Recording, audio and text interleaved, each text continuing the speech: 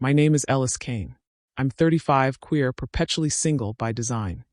And I run a boutique creative agency that specializes in turning indie artists and small brands into cult favorites. Think moody visuals, sharp copy, and campaigns that make people feel seen without trying too hard.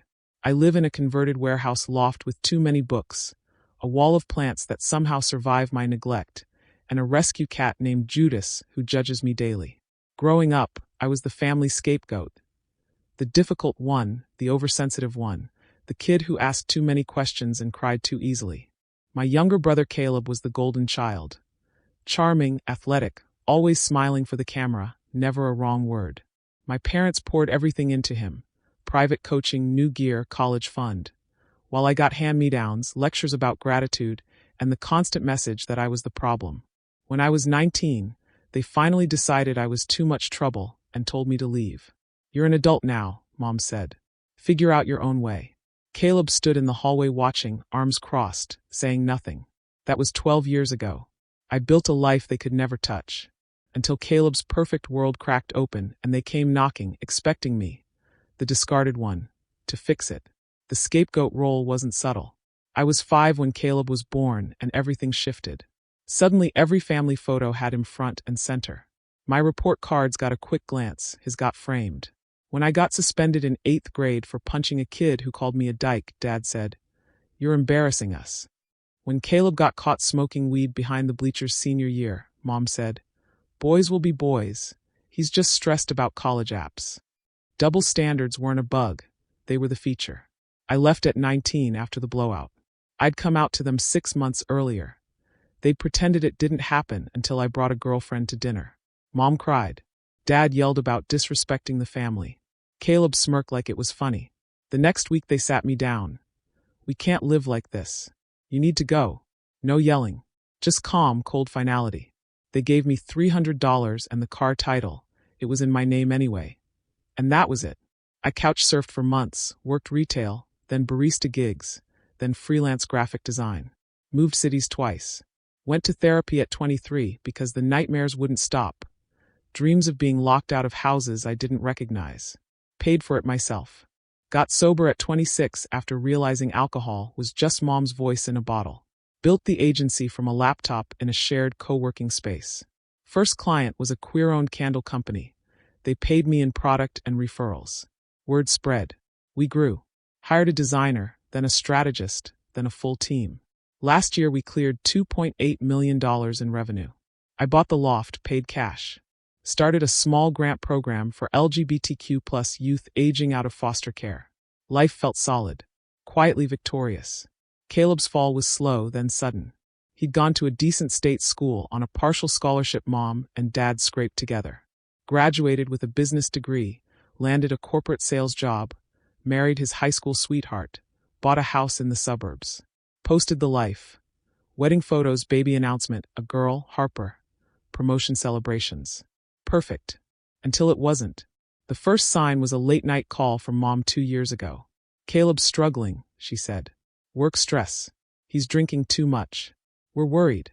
I said, "That sounds hard," and hung up. Blocked the number. Then the text from Caleb himself.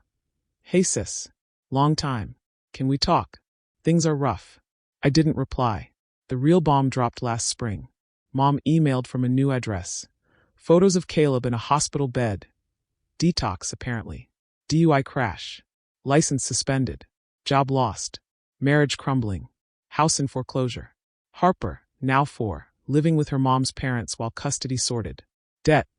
6 figures between medical bills, back taxes, credit cards. Mom's email. "We know you've done well. Caleb made mistakes, but he's our son. Your nephew needs stability. A loan, $80K, would get them back on their feet. We'll never ask again. You're the successful one now. Help your family. Successful one." Like it was a compliment instead of a weapon. Dad called next. Voicemail. "Ellis, we raised you both the same. Caleb's down on his luck. You owe it to him, to us, to step up. Don't be selfish." Selfish. The word they used when I asked for new shoes in middle school. When I wanted to go to art camp instead of Caleb's soccer tournament. When I refused to apologize for existing differently. I didn't respond. But the family grapevine lit up. Aunts, uncles, cousins, people who hadn't spoken to me in a decade messaged. Praying for Caleb. Family sticks together. You've got the means, help him. Then Caleb himself. Direct message on LinkedIn. I fucked up. I know. I stood by while they pushed you out. I was scared. I was wrong. Harper's asking why Daddy isn't home. If you could just help with the house payment, or rehab, I'll pay you back. Swear. I stared at the message for hours. Felt the old rage bubble up, then something quieter, pity maybe. Not for him.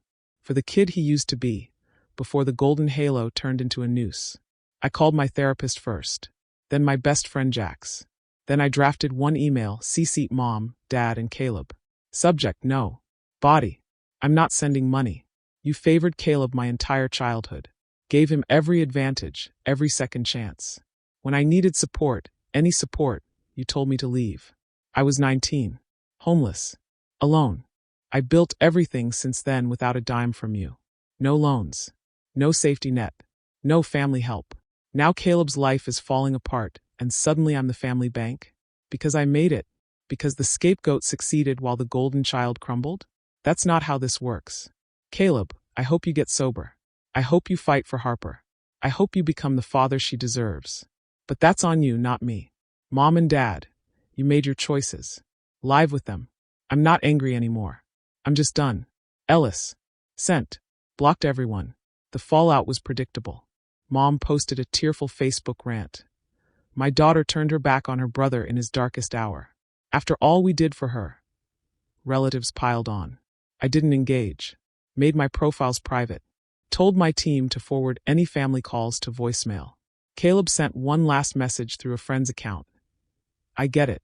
I deserve this. Just know I'm sorry. Really. I didn't reply. But I did wire $5,000 anonymously to Harper's college savings account through a third-party service. No note. No name.